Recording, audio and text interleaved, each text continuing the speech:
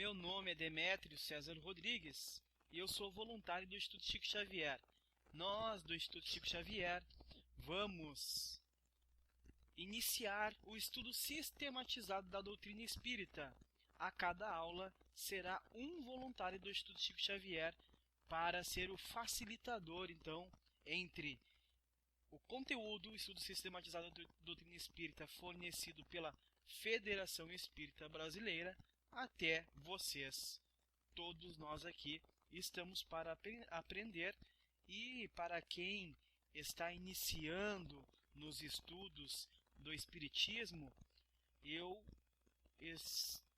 especialmente lhe dou os parabéns por ter tomado essa decisão.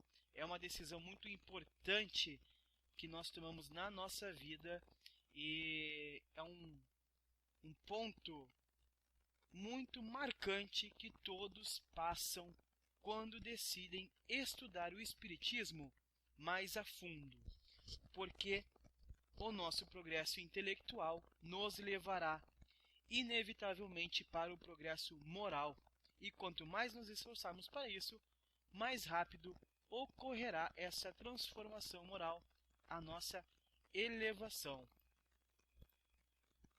Bom, pessoal, vamos começar falando sobre o conceito de Espiritismo ou doutrina espírita. Diremos então que a doutrina espírita ou o Espiritismo tem por princípio as relações do mundo material com os espíritos ou seres do mundo invisível. Os adeptos do Espiritismo serão os espíritas, ou, se quiserem, os espiritistas. Estão ouvindo tranquilamente? Elizabeth, pode confirmar se melhorou o volume do som, por favor? Nós temos o conceito e o objetivo do Espiritismo. Então, nós sabemos aqui, pela afirmação anterior, que o Espiritismo tem por princípio estudar, as relações do mundo material com os espíritos ou seres do mundo invisível. Olha que legal, nós vamos começar agora a estudar mais a fundo o mundo invisível. Com certeza todos que estão aqui já aceitam uma ou mais premissas que o mundo invisível ele é muito mais do que invisível. Existe muito mais coisas lá, que nós podemos estar nos aperfeiçoando a todo momento a respeito disso. O termo espiritismo foi criado por Allan Kardec, pelas razões que ele mesmo explica na introdução de O Livro dos Espíritos. Diz ele o seguinte: para se designarem coisas novas são precisos termos novos. Assim o exige a clareza da linguagem, para evitar a confusão inerente à variedade de sentidos das mesmas palavras. Os vocábulos espiritual, espiritualista, espiritualismo têm acepção bem definida. Dar-lhes outra, para aplicá-los à doutrina dos espíritos. Vamos multiplicar as causas já numerosas de anfibologia. Com efeito, o espiritualismo é o oposto do materialismo. Então isso é essencial para iniciarmos nosso estudo. Essa frase de Allan Kardec: com efeito, o espiritualismo é o oposto do materialismo. Continuando, quem quer que acredite haver em si alguma coisa mais do que matéria é espiritualista. Então, todos nós que acreditamos que existe algo a mais do que a matéria, do que o físico, é inicialmente já espiritualista. Todos que estão aqui presentes acreditam que há algo mais no universo além do que a matéria? Se alguém aqui acredita, digite sim ali no chat, por favor. Vamos ver se todos acreditam, ou tem pessoas ainda que estão buscando estudar isso e de repente estão abertas, Quem já acredita que existe algo mais, digite ali no chat. Vamos ver todo mundo. Elisângela, Marilene, do Rio de Janeiro, Jabuticaba, a Elizabeth, Denise, a Michele, Ana, Orlando. Orlando deve ser a cidade, que ela está. A Roberta, Natália, Jorge Alvorada, Suelen. A Maria de São Paulo acredita. A Áurea, a Daniela. Certo. a Daniela, Bahia, tudo bem. Então, quem não digitou ali, eu acredito que está no mínimo aberto para acreditar se de repente, após os nossos estudos e reflexões, chegar até essa verdade para si mesmo, certo? A Tereza também diz que sim, a Larissa, todo mundo ali, né, confirmando, possivelmente todo mundo confirmou, então estamos bem. Bom, continuando aqui o texto de Allan Kardec, que está no Livro dos Espíritos, não se segue daí, porém, que creia na existência dos espíritos ou em suas comunicações com o mundo invisível. Em vez das palavras espiritual e espiritualismo, empregamos, para indicar a crença que vimos de referir-nos, a os termos espírita e espiritismo. Então, nós que acreditamos na existência dos espíritos ou em suas comunicações com o mundo visível, nós somos espírita ou... o conceito de a doutrina espírita ou espiritismo é para tudo aquilo que estuda a comunicação dos espíritos com o mundo invisível. Então, os termos usados são o espírita e o espiritismo, ao invés de espiritualismo. É espírita e espiritismo, certo? Cuja forma lembra a origem e o sentido radical, e que, por isso mesmo, apresentam a vantagem de ser perfeitamente inteligíveis, deixando ao vocábulo espiritualismo a acepção que lhe é própria. Diremos, pois, que a doutrina espírita ou espiritismo tem por princípio as relações do mundo material com os espíritos ou seres do mundo invisível. Os adeptos do espiritismo serão os espíritas, ou, se quiserem, os espiritistas. Então, quem é adepto do espiritismo, que é adepto da comunicação dos espíritos com o mundo material, então este é espíritas ou espiritistas, certo? O espiritismo é, ao mesmo tempo, uma ciência de observação e uma doutrina filosófica. Como ciência prática, ele consiste nas relações que se estabelecem entre nós e os espíritos. Como filosofia, compreende todas as consequências morais que dimanam dessas mesmas relações. Podemos defini-lo assim: o espiritismo é uma ciência que trata da natureza, origem e destino dos espíritos, bem como de suas relações com o mundo corporal. Esse é o conceito, certo? Vamos para o objetivo. Afinal, qual é o objetivo do espiritismo? Só ficar se comunicando aí com os mortos? Será que é esse o objetivo? Vamos lá falar com nosso parente que já faleceu, receber uma cartinha. O que vocês acham? Será que é esse o objetivo ou tem algo mais?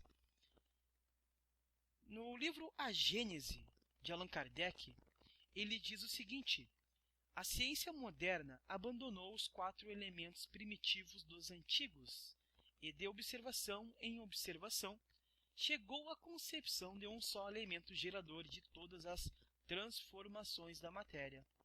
Mas a matéria por si só é inerte, carecendo de vida, de pensamento, de sentimento, precisa estar unida ao princípio espiritual. O espiritismo não descobriu nem inventou este princípio, mas foi o primeiro a demonstrar-lhe por provas inconcusas a existência. Estudou-o, analisou-o e tornou-lhe evidente a ação. Ao elemento material, juntou ele o elemento espiritual. Elemento material e elemento espiritual, esses os 2 princípios, as 2 forças vivas da natureza. Pela união indissolúvel deles, facilmente se explica uma multidão de fatos até então inexplicáveis. O espiritismo, tendo por objetivo o estudo de um dos elementos constitutivos do universo, toca forçosamente na maior parte das ciências. Só podia, portanto, vir depois da elaboração delas. Nasceu pela força mesma das coisas, pela impossibilidade de tudo se explicar com auxílio apenas das leis da matéria. Em suma, os fatos ou fenômenos espíritas, isto é, produzidos por espíritos desencarnados, são a substância mesma da ciência espírita, cujo objetivo é o estudo e conhecimento desses fenômenos para a fixação das leis que o regem.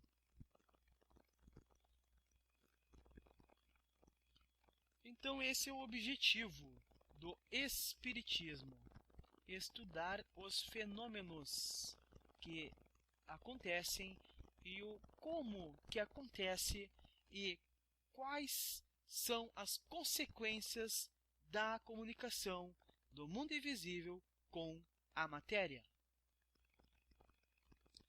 A doutrina espírita é muito falado isso em diversas palestras, em diversos estudos do espiritismo, sobre o tríplice aspecto do espiritismo. O que é isso? 3 aspectos, tríplice. 3 aspectos.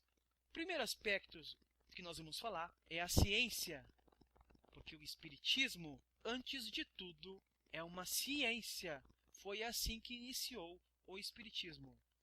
O espiritismo é a ciência nova que vem revelar aos homens, por meio de provas irrecusáveis, a existência e a natureza do mundo espiritual e suas relações com o mundo corpóreo. Nenhuma ciência existe que haja saído prontinha do cérebro de um homem. Todos, sem exceções de nenhum, são frutos de observações sucessivas, apoiadas em observações precedentes, como em um ponto conhecido para chegar ao desconhecido. Foi assim que os espíritos procederam com relação ao espiritismo.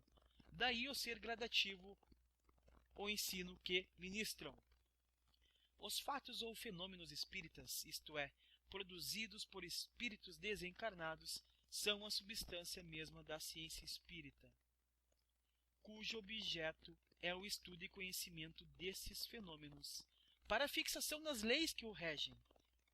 Como nós falamos anteriormente, eles constituem o meio de comunicação entre o mundo físico e o mundo espiritual, de características diferentes, mas que não impedem o intercâmbio que sempre houve entre os vivos e os mortos, segundo a terminologia usual. Então, o intercâmbio entre os vivos e os mortos sempre houve. Não iniciou com o espiritismo. Sempre houve. Sempre houve. Sempre. Antigamente era normal, né? Lá, na época, há mais de 2000 anos atrás, ou até mesmo 2000 anos, quando uma pessoa via um espírito, ou sonhava com um espírito, falava: eu vi Deus. E aí ele virava um grande líder espiritual, né? Deus falava com ele. Então, o que era isso? A ignorância, obviamente. E o espiritismo veio para nos tirar da ignorância e nos deixar mais lúcidos para tudo que ocorre no nosso mundo. Gabriel Delany, em sua obra O Fenômeno Espírita, também salienta o papel científico do espiritismo quando diz: o espiritismo é uma ciência cujo fim é a demonstração experimental da existência da alma e sua imortalidade, por meio de comunicações com aqueles aos quais impropriamente têm sido chamados os mortos. Sendo assim, a ciência espírita se classifica entre as ciências positivas ou experimentais e se utiliza, prestem atenção, se utiliza do método analítico ou indutivo, porque observa e examina os fenômenos mediúnicos, faz experiências e comprova-os. Então, foi assim que nasceu o espiritismo, através da observação e através dos métodos científicos analítico ou indutivo. Por isso que o espiritismo é também uma ciência não é uma fé cega. Fenômenos ocorreram, eles foram estudados por Allan Kardec e depois ele codificou tudo nas obras básicas do Espiritismo, que nós estaremos falando em breve. O segundo aspecto que nós vamos falar então é sobre a filosofia. O Espiritismo é uma doutrina essencialmente filosófica, embora seus princípios sejam comprovados experimentalmente, o que lhe confere também o caráter científico. O caráter filosófico do Espiritismo está, portanto, no estudo que faz do homem, sobretudo, espírito, de seus problemas, de sua origem, de sua destinação. De fato, o Espiritismo é uma doutrina essencialmente filosófica. Embora seus princípios sejam comprovados experimentalmente, o que lhe confere o caráter científico. Porém, quando o homem pergunta, interroga, cogita, quer saber o como e o porquê das coisas, dos fatos, dos acontecimentos, neste momento, então, nasce a filosofia, o segundo aspecto do Espiritismo, que mostra o que são as coisas e por que as coisas, e por que são as coisas o que são. Afinal, por que são as coisas? O Espiritismo explica. Talvez não explique tudo, mas nos dá a base suficiente para nós chegarmos a qualquer outra verdade que nós acreditamos que precisamos chegar. Em verdade, o homem quer justificar-se a si mesmo e ao mundo em que vive, ao qual reage e do qual recebe contínuos impactos. Procura compreender como as coisas e os fatos se ordenam. Em suma, deseja conhecer sempre mais e mais. O caráter filosófico do Espiritismo está, portanto, no estudo que faz do homem, sobretudo sendo um espírito, certo? De seus problemas, de sua origem, de sua destinação. Esse estudo leva ao conhecimento do mecanismo das relações dos homens que vivem na Terra com aqueles que já se despediram dela, temporariamente, obviamente, pela morte, estabelecendo as bases desse permanente relacionamento, e demonstra a existência inquestionável de algo que tudo cria e tudo comanda, inteligentemente. Quem será? O que será? Qual o nome que nós usamos para isso? Que eu acabei de falar, que o Espiritismo demonstra a existência inquestionável de algo que tudo cria e tudo comanda, inteligentemente. Como que nós chamamos isso no Espiritismo? Qual é a analogia para isso? O que o Espiritismo demonstra a existência inquestionável de algo que tudo cria e tudo comanda inteligentemente? Se alguém tiver aqui a coragem, vamos dizer assim, de dizer, digite ali no chat, por favor.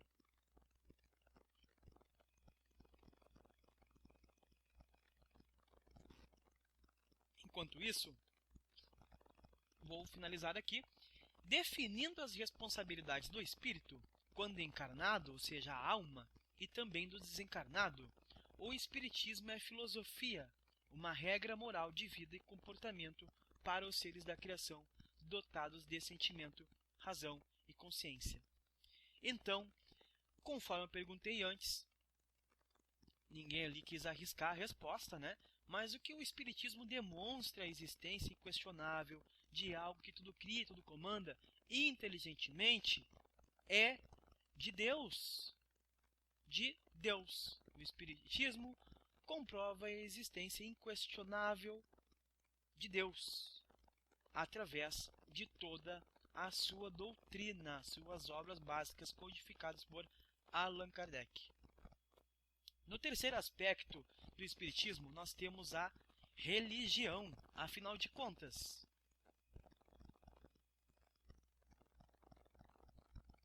às vezes discutida essa questão no Brasil, sabemos que em outros países é mais considerado mais seguido como ciência, mas o Brasil, né, é um país muito religioso.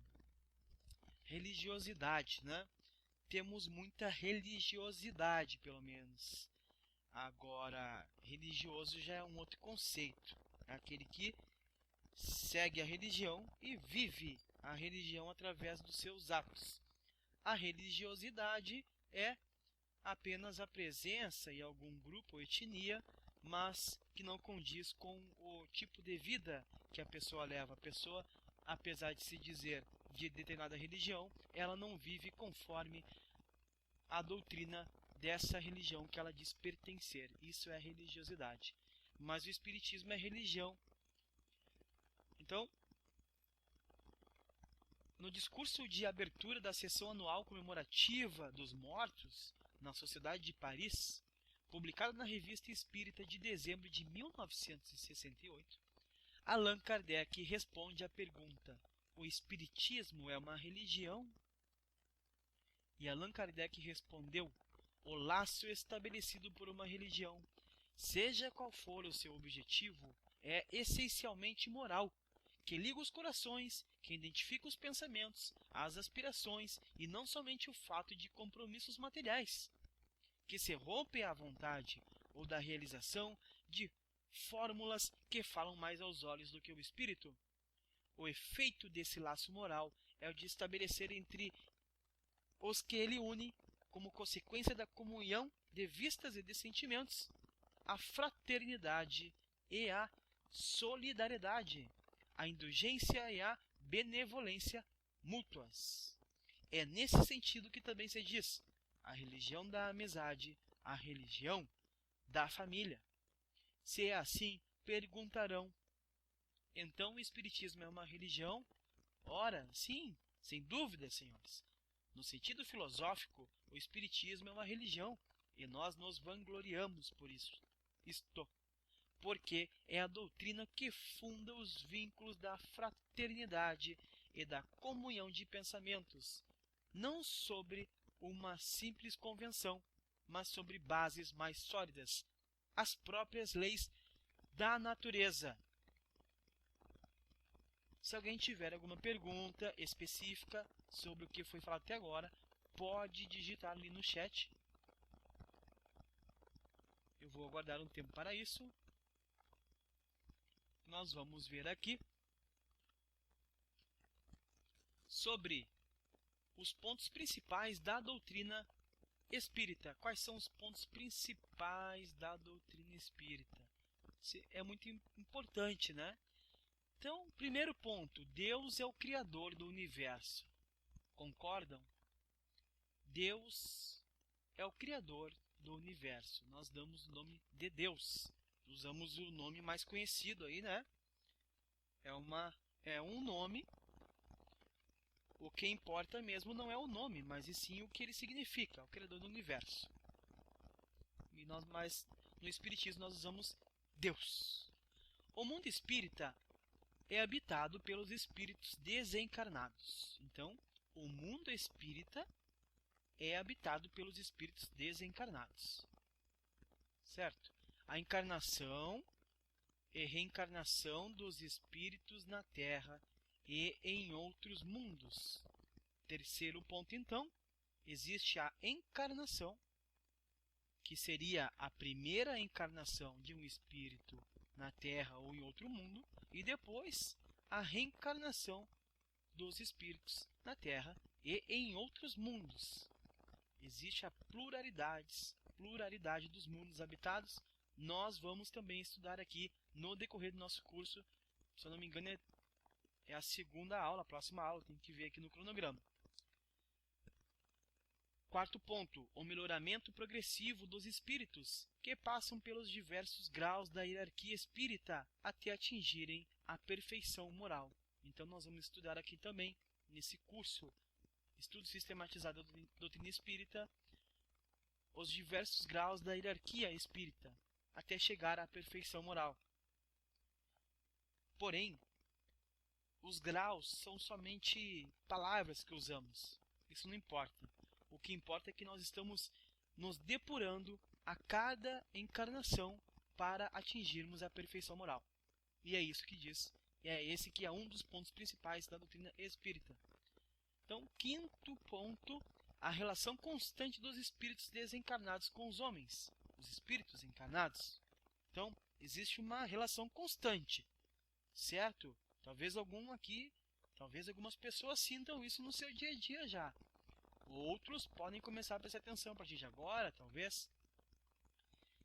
Sexto ponto, a existência do perispírito, que é um envoltório semimaterial do espírito. Então, perispírito. O que é perispírito? Nós, aqui no plano físico, no mundo físico, no mundo material, nós temos o nosso corpo, né? Nosso corpo.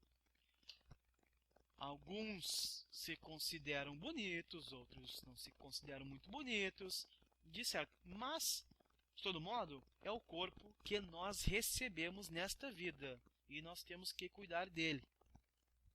Muitas vezes eu já quis um corpo aí melhor, né? Mas foi o corpo que possivelmente eu mesmo quis, né? Então já aceitei isso. E agora aqui eu vivo com esse meu corpo mesmo.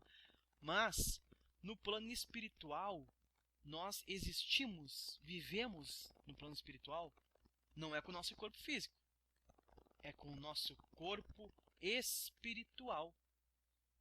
E o corpo espiritual, ele é um envoltório semimaterial do espírito. Ou seja, vamos dizer assim, que dentro do nosso corpo físico tem o nosso perispírito, ou nosso corpo espiritual. E quando nós estamos no plano espiritual, nós nos manifestamos com o nosso corpo espiritual, nosso perispírito. E esse perispírito, ele envolve o espírito. Entenderam? Nós temos o espírito, nós somos espírito. Vamos dizer aqui, Michele Leite, você é um espírito, certo? Agora, você tem diversos corpos revestindo o seu espírito, seu princípio inteligente. E no plano espiritual, é o corpo espiritual, que é o perispírito. Geralmente, quando nós desencarnamos, nós mantemos a mesma forma do corpo espiritual que nós temos aqui corpo físico. Normalmente, não é uma regra, tá? Então, alguns filmes vocês já podem perceber isso. Outros filmes vocês vão perceber que as pessoas mudam a forma do seu corpo. Como Emmanuel, por exemplo, que ele prefere se fazer ver, quando se fazia ver por Chico Xavier, né? Da forma como ele era lá há 2000 anos. Certo? Tem até o livro Há 2000 anos. Tem o audiolivro Há 2000 anos, é bem legal. Eu escutava bastante audiolivros, né? Espírita. Então tem a história do Emmanuel lá. E ele prefere essa época. Pode ser que quando nós desencarnarmos, nós podemos usar outra forma, digamos assim. O perispírito é o mesmo, porém nós podemos plasmar a forma que nós quisermos. Isso se nós tivermos condições. Vai depender do nosso nível intelectual e entre outras situações que também nós desconhecemos um pouco. Será que a minha forma sempre foi essa de hoje? Pergunta Jabuticaba. Então, Jabuticaba, possivelmente não, tá? É pouco provável. Nunca ouvi falar de um espírito que sempre teve a mesma forma em todas as vidas. Nunca ouvi falar isso. Isso eu nunca ouvi falar. Eu já vou partir do princípio que isso não acontece. De acordo com o método indutivo, eu já vou chegar a essa conclusão, tá? Então, os ensinos morais dos espíritos superiores, que podem ser sintetizados como os do Cristo na máxima evangélica, fazer aos outros o que quereríamos que os outros nos fizessem. Então, isso mais. A Marilene ali falou, então, ainda bem. Essa é boa. Então, um dos pontos principais... Ah, tá. Então, o nome ali da Jabuticaba é Miriam. Que ela colocou Jabuticaba porque já tem uma Miriam. Tá bom.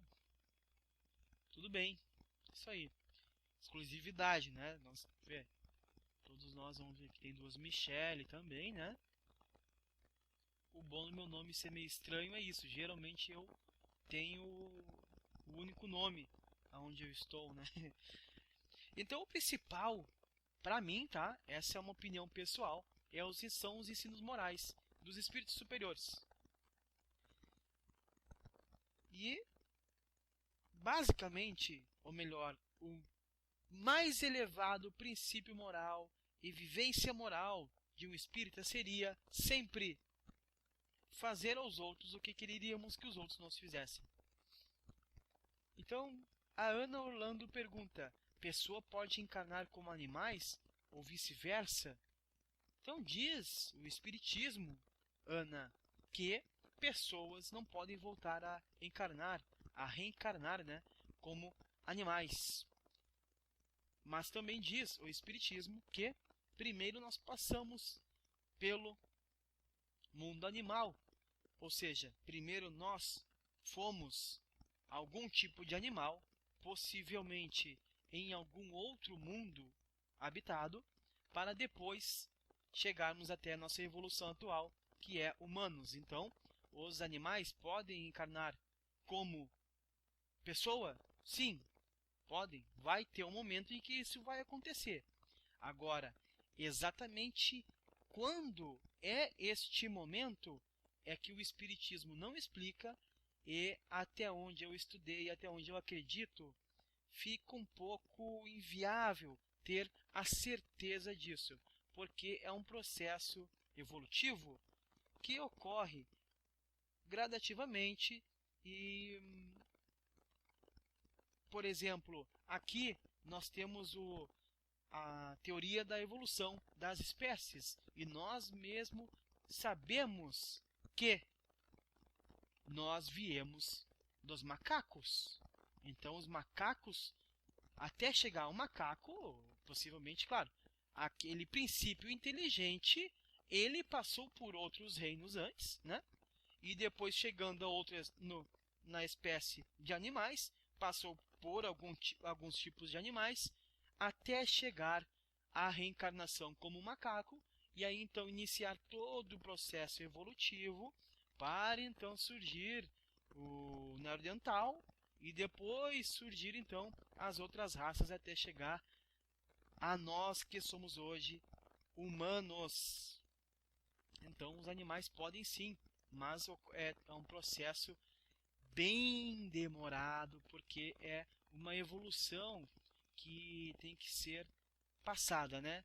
Então digamos assim que talvez, para ficar mais fácil de entender, a nossa distância entre o nível de espírito puro, ou seja, um espírito que já está 100% depurado, só se manifesta moralmente de maneira elevada, a nossa distância até isso seria a nossa distância então dos animais. É uma distância bem longa, nós vamos precisar de muito tempo aí para chegar até esse nível evolutivo. Consequentemente, os nossos cachorros de hoje, vacas e etc., vão precisar de muitos e muitas reencarnações ainda até atingirem a raça humana.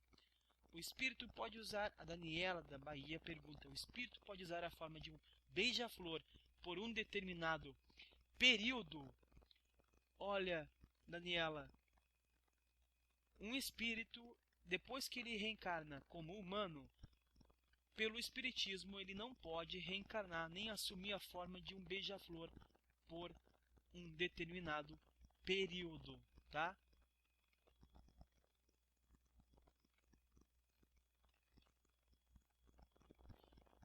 Então, nós terminamos aqui os pontos principais da doutrina espírita. Vamos para... Se alguém tiver mais alguma pergunta, pode perguntar ali, né?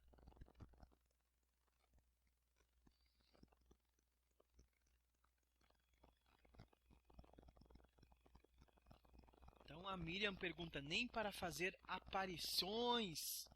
No caso, Miriam, o que você está perguntando, até onde eu entendi, é o seguinte: se um espírito pode conduzir um animal para aparecer em determinado local para se fazer entender para uma pessoa, né, que esse espírito está ali. Se pode? Claro que pode. um espírito pode se conduzir um um animal, influenciar um animal para aparecer em determinado local, para se fazer entender para, de repente, digamos, um familiar que ele está ali. É possível? Sim, é possível. Acontece? Já aconteceu? Continua acontecendo? Eu não sei. Se acontece comigo, eu não presto atenção. Então, se tem alguém aí desencarnado tentando mostrar para mim que está vivo através de algum animal que seja na minha vida, eu não estou entendendo nada. Porque para mim animal é animal, pessoa é pessoa, espírito é espírito. Então eu não busco esses tipos de sinais no dia a dia, né? Mas é bem interessante isso. Eu sei que algumas pessoas já relataram que isso aconteceu, muitos filmes também, né? No filme Nosso Lar mesmo, o cachorro, quando o André Luiz ele vai visitar a casa, o cachorro vê o André Luiz, balança o rabo, né? Com certeza o André Luiz, se ele quisesse influenciar ali o cachorro para latir, para pular, isso e aquilo, o André Luiz poderia fazer isso, mas ele não fez. Então essa é a prova já, através desse livro do Chico Xavier, que compõe a complementação da doutrina espírita, que há essa possibilidade, certo? Então vamos falar assim, sobre os fenômenos mediúnicos que antecederam a codificação. Antes da codificação ser feita, o que aconteceu? Quais os fenômenos que aconteceram?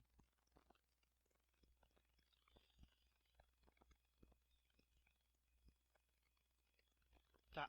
A Larissa perguntou se os animais teriam um grau de mediunidade maior que a maioria de nós, então.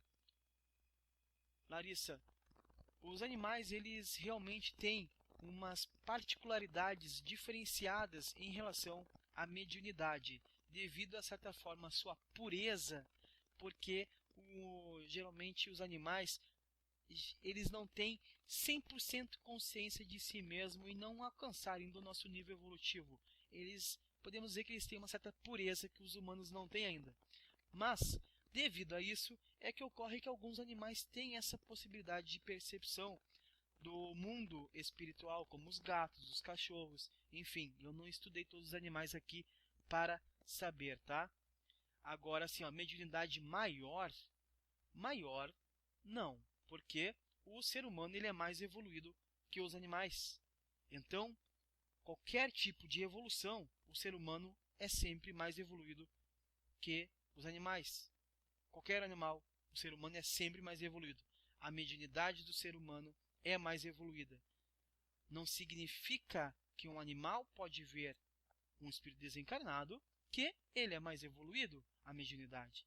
De repente, um animal vê uma dimensão do plano espiritual, não vê todas as outras. E nós, humanos, nós temos a mediunidade aflorada conforme o nosso planejamento reencarnatório e conforme os nossos estudos e dedicação para abrirmos, então, a clarividência nossa, se nós quisermos, através dos nossos estudos, e podemos também ser mais sensitivos no dia a dia se buscarmos os estudos e esclarecimentos de como que ocorrem essas comunicações entre o plano espiritual e o plano físico. Nós temos essa possibilidade e as possibilidades são infinitas, depende basicamente da força de vontade de cada um.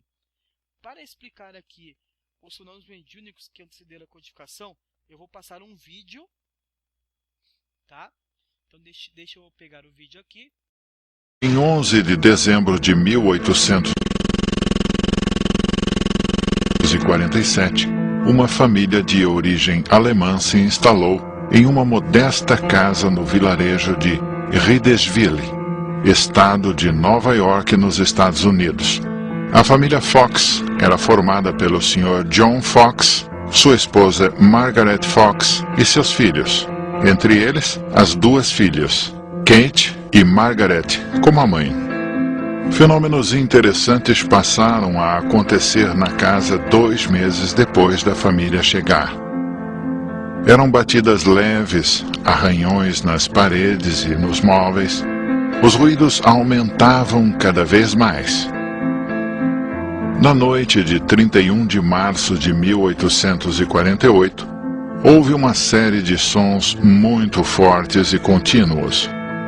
A garota Kate desafiou a força invisível a repetir, com algum barulho, a quantidade de palmas que ela batia. A resposta foi imediata. Margaret Fox, a mãe, fez um teste. Perguntou algo que somente ela ou algum familiar podia responder. Perguntou as idades de seus filhos. A resposta veio com exatidão. Perguntou se era um espírito que batia. 2 pancadas responderam sua pergunta. Assim, Margaret iniciou uma espécie de entrevista, onde acabou descobrindo que aquele era um espírito de um homem que foi assassinado naquela casa e que seus restos mortais estavam enterrados na adega. Através de combinação alfabética com as pancadas produzidas, chegou-se à identidade da vítima. Descobriu ainda o assassino.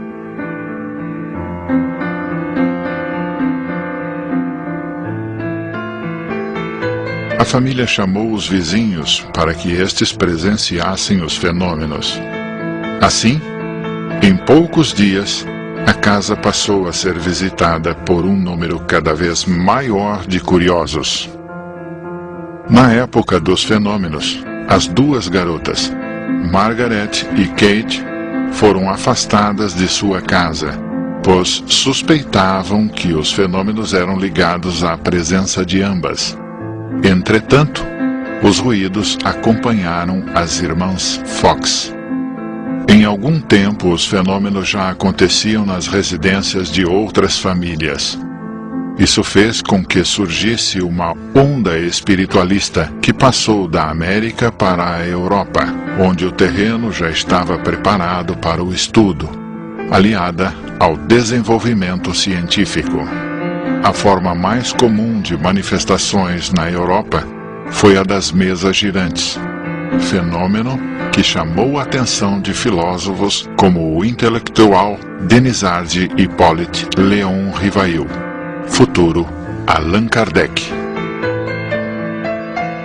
Então foi através desses fenômenos, né, que começou a surgir aí todas as curiosidades e todas essas questões, e foi aí então que o Allan Kardec teve os primeiros contatos com esses fenômenos e começou a surgir o espiritismo. Bom, pessoal, alguém tem alguma dúvida sobre esses fenômenos das irmãs Fox? Eles são bem famosos, as mesas girantes. Muitas pessoas realizavam as reuniões nas suas casas com as mesas girantes. As perguntas eram feitas, né? Enfim, tem diversas histórias sobre isso na internet. Uma coisa interessante é que acharam, né, o corpo. Acharam o corpo e agora eu não lembro, mas se não me engano até eles, a única coisa que não acharam foi quem é que assassinou esse espírito que estava aí nessa casa. Depois as irmãs Fox passaram por uma série de situações aí, né? Naquela época imagino que devia ser ainda mais difícil do que hoje, né? Toda essa questão de comunicação com os mortos. Então elas também tiveram uma grande missão para desempenhar. O interessante é que naquela época era necessário ter esses fenômenos para que as atenções se voltassem para isso. Houve todo um planejamento espiritual e ação espiritual para que isso ocorresse. Não foi assim de uma hora para outra, né, que um espírito começou a se manifestar e aí resolver que o espiritismo iria surgir na Terra. Houve uma preparação.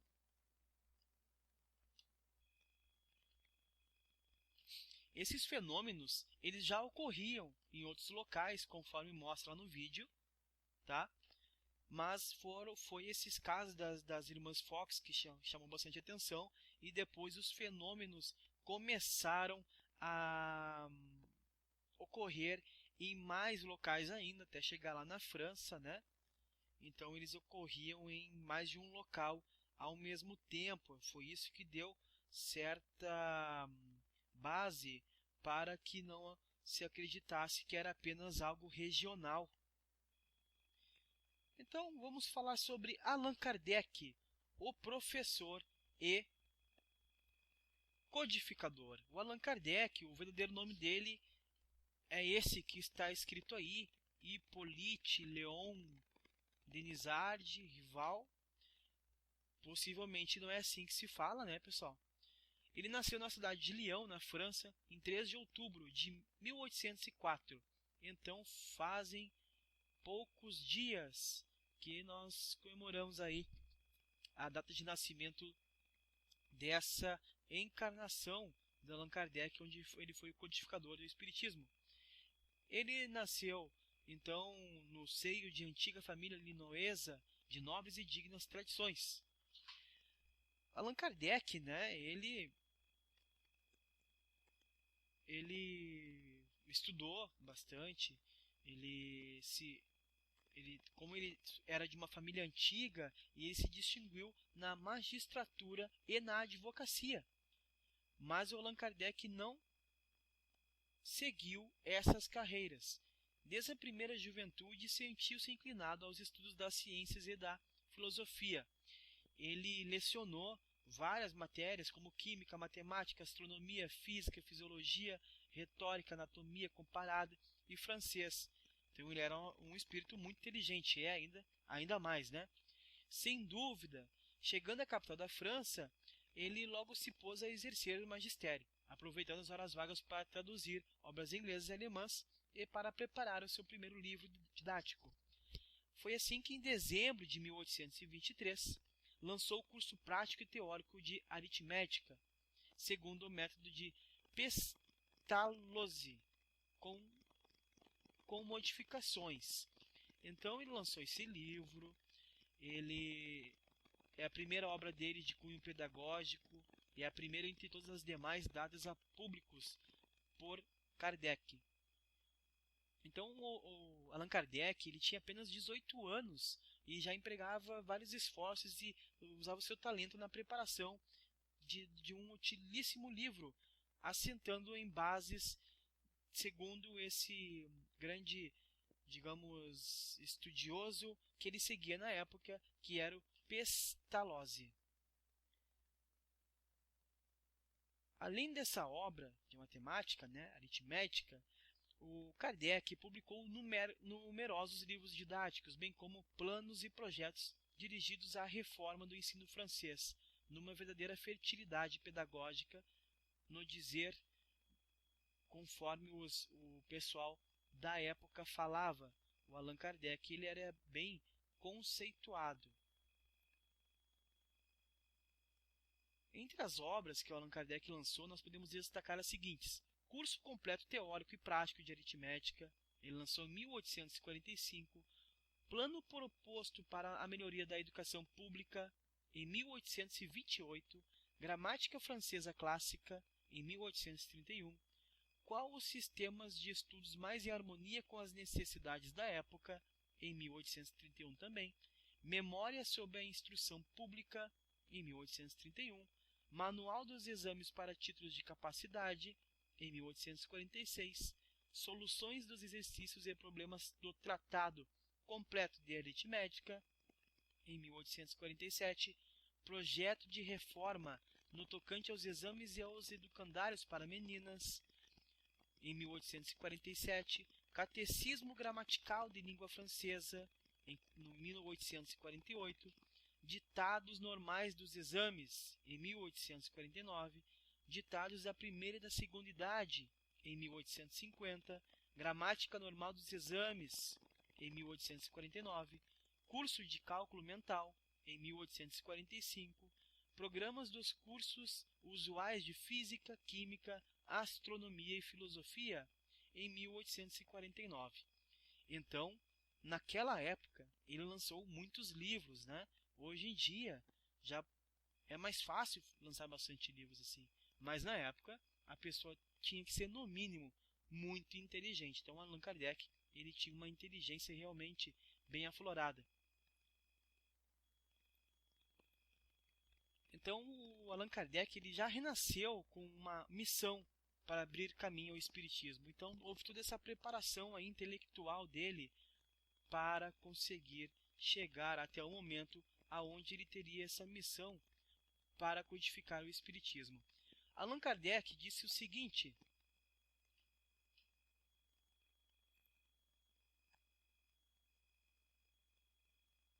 só um momentinho, por favor.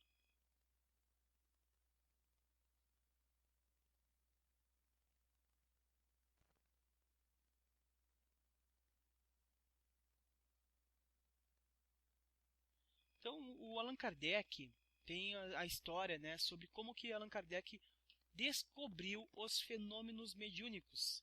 Ele conta que foi em 1854 que pela primeira vez ele ouviu falar das mesas girantes. Ele encontrou o magnetizador, Sr. Fortier, a quem ele conhecia desde muito tempo, e que disse a ele: já sabe da singular propriedade que se acaba de descobrir do magnetismo? Parece que já não são somente as pessoas que se podem magnetizar, mas também as mesas, conseguindo-se que elas girem e caminhem à vontade. E o Allan Kardec disse que foi com um efeito muito singular, respondeu: mas a rigor, isso não me parece radicalmente possível. O fluido magnético, que é uma espécie de eletricidade, pode perfeitamente atuar sobre os corpos inertes e fazer que eles se movam. Algum tempo depois, conforme relata Allan Kardec, encontrei-me novamente com o Sr. Fortier, que me disse: temos uma coisa muito mais extraordinária. Não só se consegue que uma mesa se mova, magnetizando-a, como também que fale. Interrogada, ela responde. Isto agora, repliquei-lhe, é outra questão.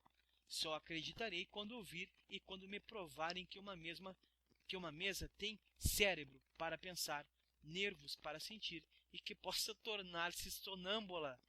Até lá, permita que eu não veja no caso mais do que um conto para fazer-nos dormir em pé.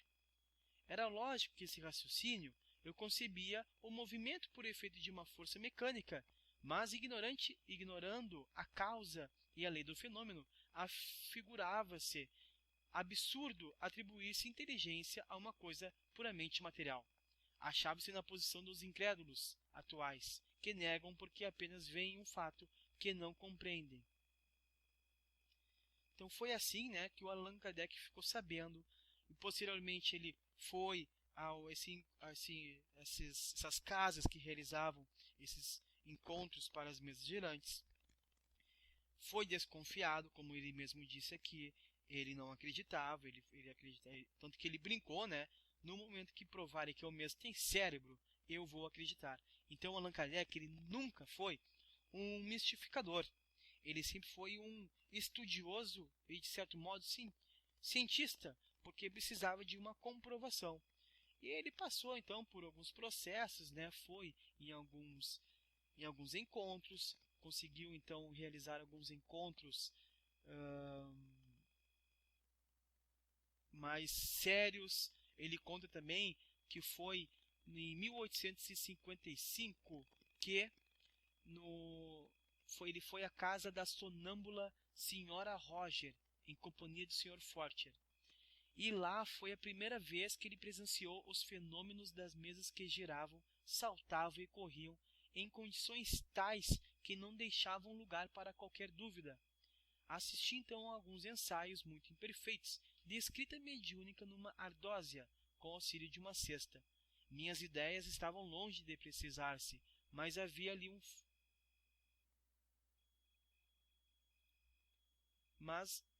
ali só um momentinho. Então Allan Kardec percebeu, né, que os conhecimentos dos espíritos os conhecimentos dos espíritos estavam de acordo com seu grau de evolução. Então, reconhecido desde o princípio, esta verdade me preservou do grave escolho de crer na infabilidade dos espíritos e me impediu de formular teorias prematuras, tendo por base o que fora dito por um ou alguns deles. O simples fato da comunicação com os espíritos, dissessem ele o que dissessem, provava a existência do mundo invisível. Então isso já era um fato. já era um ponto essencial. Então, inexplicados. Então era um imenso campo aberto às novas explorações, a chave de inúmeros fenômenos. O segundo ponto, não menos importante, era que aquela comunicação permitia se conhecesse o estado desse mundo, seus costumes, se assim nos podemos exprimir. Vi logo que cada espírito, em virtude da sua posição pessoal e de seus conhecimentos, me desvendava uma face daquele mundo, do mesmo modo que se chega a conhecer o estado de um país, interrogando habitantes seus de todas as classes. Não podendo um só, individualmente, informar-nos de tudo, compete ao observador formar o conjunto por meio dos documentos colhidos de diferentes lados, colecionados, coordenados e comparados uns com os outros. Conduzi-me, pois, com os espíritos, como houvera feito com homens. Para mim, eles foram, do menor ao maior, meios de me informar, e não reveladores predestinados. Então, Allan Kardec tomou como princípio isso. Ele precisava documentar todas as respostas, ouvir diferentes respostas, para chegar, então, ao entendimento de como que era o plano espiritual, o mundo invisível. Se alguém tiver alguma pergunta, então pode perguntar.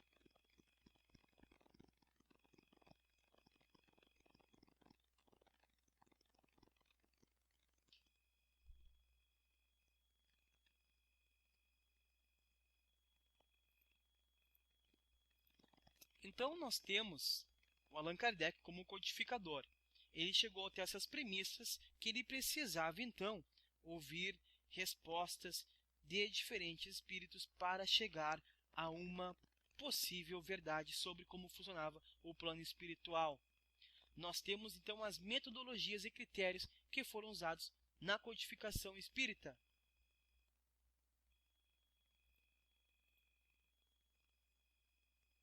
O método adotado por Allan Kardec na investigação e comprovação do fato mediúnico, instrumento comprobatório da existência e comunicabilidade do espírito, é o experimental, aplicado às ciências positivas, fundamentado na observação, comparação, análise sistemática e conclusão. São suas palavras. Como meio de elaboração, o espiritismo procede exatamente da mesma forma que as ciências positivas, aplicando o método experimental. Fatos novos se apresentam que não podem ser explicados pelas leis conhecidas.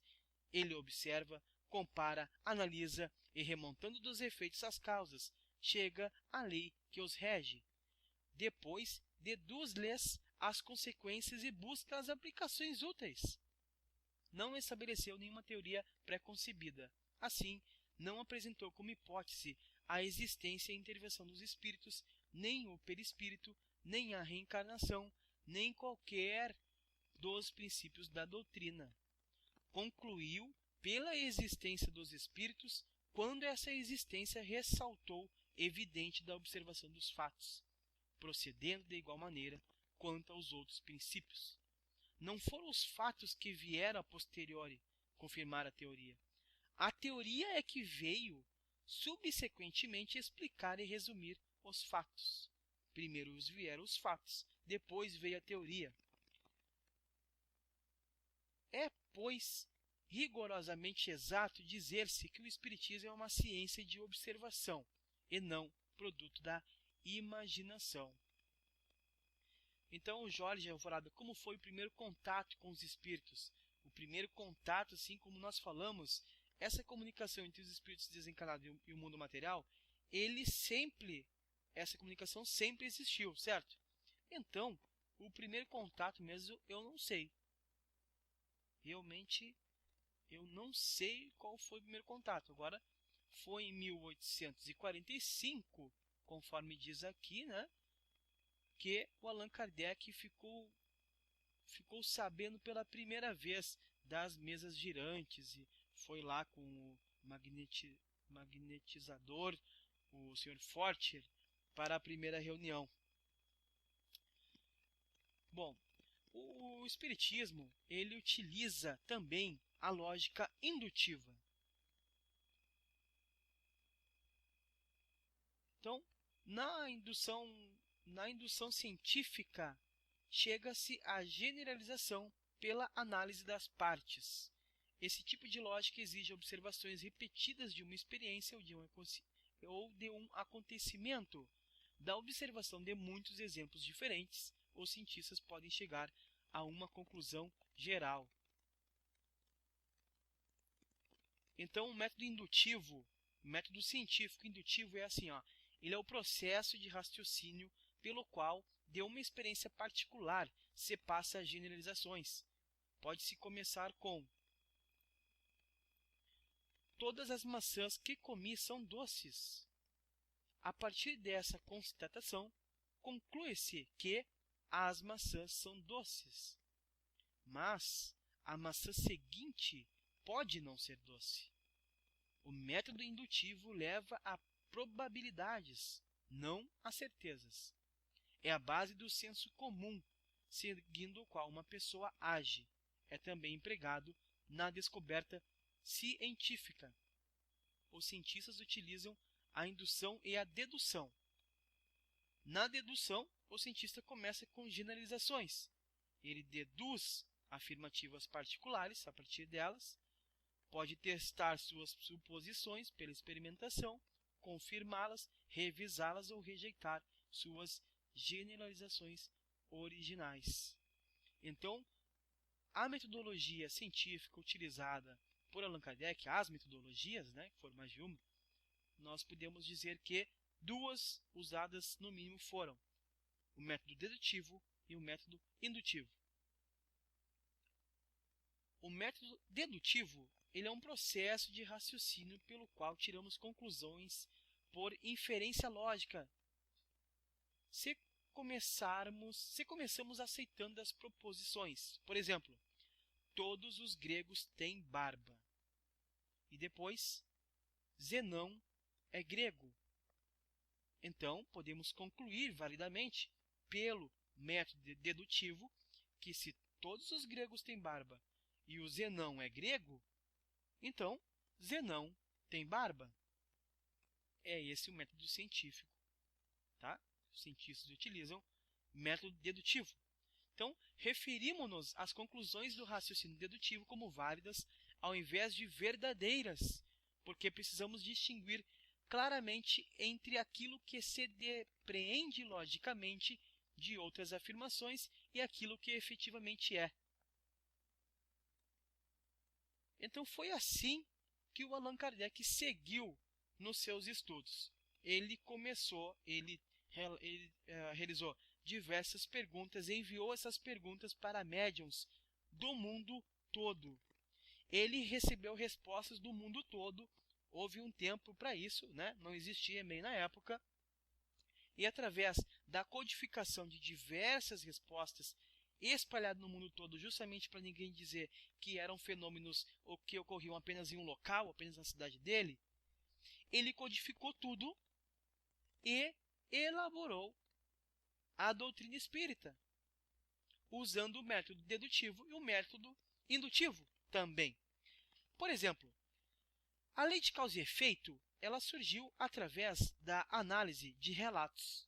Os espíritos desencarnados chegavam até os médiuns e começavam a relatar tudo o que estavam vivendo no plano espiritual. Então, alguns relatavam que estavam sofrendo. Eu estou sofrendo muito, eu estou sozinha. E depois falava assim: quando eu era viva, eu era egoísta, eu era isso, eu era aquilo. Outro espírito foi lá e falou: eu estou sofrendo isso e aquilo. E falava o seu estado atual no plano espiritual. E depois ele falava como tinha sido a sua vida. A minha vida foi voltada a dinheiro, a ganância. E nesse livro, que é A Justiça Divina segundo o Espiritismo, ou O Céu e o Inferno, onde tem todos esses relatos. Então, quem quer ler relatos de espíritos desencarnados sobre o que aconteceu após morrerem, após desencarnarem, leiam O Céu e o Inferno. Então, através desses relatos, Allan Kardec chegou a essa codificação e montou a lei de causa e efeito. Tão famosa,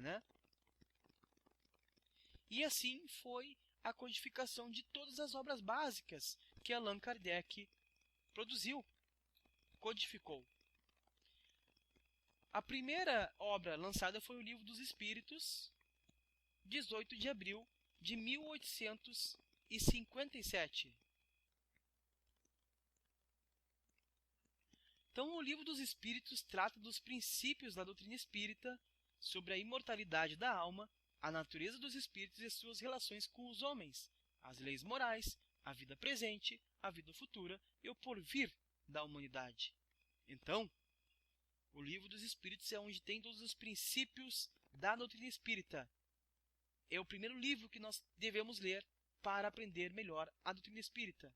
É o Livro dos Espíritos. Lá está o conhecimento, uma das verdades que regem o universo, uma forma de nos tornarmos mais lúcidos nesta vida.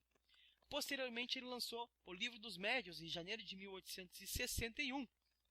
No Livro dos Médiuns contém um ensino especial dos espíritos sobre a teoria de todos os gêneros de manifestações, os meios de comunicação com o mundo invisível, o desenvolvimento da mediunidade, as dificuldades e os tropeços que se podem encontrar na prática do espiritismo. Depois veio o Evangelho segundo o Espiritismo, em abril de 1864, que oferece a explicação das máximas morais do Cristo em concordância com o Espiritismo e suas aplicações às diversas circunstâncias da vida. Posteriormente veio o Céu e o Inferno, onde ele apresenta um exame comparado das doutrinas sobre a passagem da vida corporal à vida espiritual, sobre as penalidades e recompensas futuras, sobre anjos e demônios, sobre as penas, e etc. E exemplos sobre as diferentes situações nos espíritos desencarnados. Por último, veio o livro A Gênese. Por último, nas questões das obras básicas, veio o livro A Gênese. Lá consta que a doutrina espírita há resultado do ensino coletivo e concordante dos espíritos. A ciência é chamada a constituir a Gênese de acordo com as leis da natureza. Lá no livro A Gênese nós encontramos as explicações sobre os fluidos, como que nós agimos no fluido universal, na energia que existe, no mundo invisível, vamos dizer assim. Entenderam? Primeiro, então, que nós temos que ler é o Livro dos Espíritos. O Livro dos Espíritos, todas as obras são divididas inteligentemente por Allan Kardec. O Livro dos Espíritos ele é dividido em quatro partes. Na primeira parte, que são as primeiras perguntas, ele fala sobre as causas primárias, sobre Deus, elementos gerais do universo, a criação, o princípio vital. Na segunda parte, ele fala sobre o mundo espírita, o mundo dos espíritos, os espíritos, a encarnação dos espíritos. Na terceira parte, ele fala sobre as leis morais, a lei divino-natural, leis de adoração. E a quarta parte, ele fala sobre esperanças e consolações. Então, primeiro ele lança o Livro dos Espíritos, que dentro dele tem todas essas perguntas, que tem toda a doutrina, e depois ele lança todos os 4 livros que são o desdobramento de todas essas partes que já constam no Livro dos Espíritos.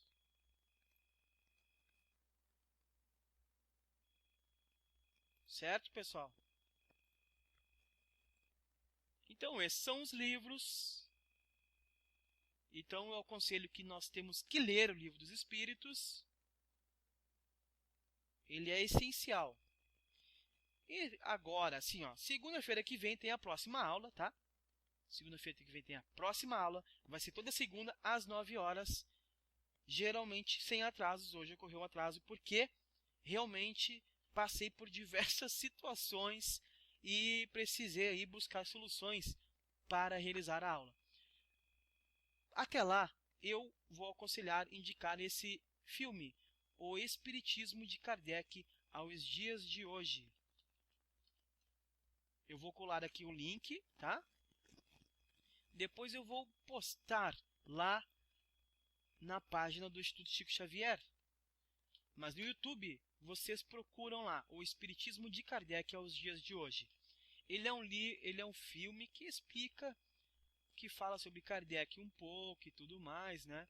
É bem legal, então, para nós retomarmos o que nós estudamos nessa aula. Essa aula, obviamente, nós falamos rápido sobre tudo, né? Inclusive, obviamente, eu passei do tempo que seria o certo, porém, realmente eu uni algumas aulas nessa para, enfim, avançar, né? Tentando buscar aí até o final do ano para nós executarmos esse nosso primeiro estudo, tá bom?